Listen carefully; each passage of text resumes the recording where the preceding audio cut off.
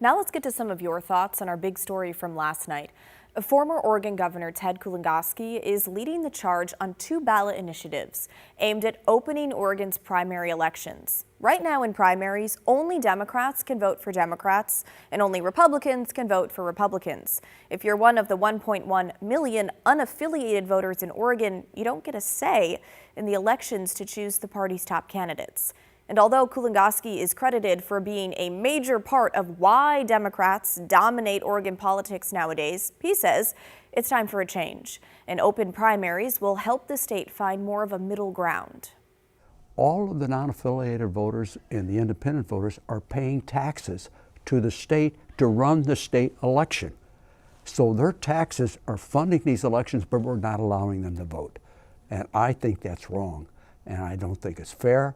And I think the public is probably going to come to the same conclusion I do. Now is the time to open up the primary system. So based on your feedback, the majority of you agree. Marion wrote to us, yes, open the primaries. I agree that it will require candidates to reach toward the middle. Huzzah. I am so in favor of this. I've been a lifelong Democrat, but no longer for the last 5 years.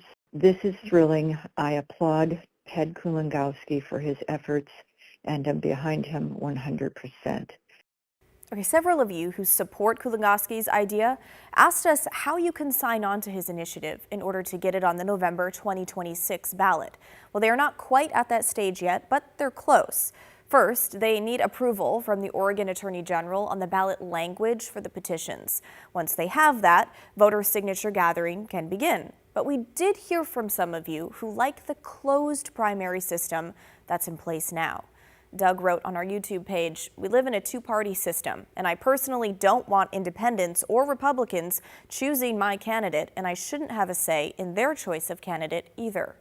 And Joe told us, primaries for each party can be open to non-affiliated voters, but not to those from the other major party. No way. Otherwise, you would have Democrats voting to sabotage the Republican primary and Republicans voting to sabotage the Democrat primary.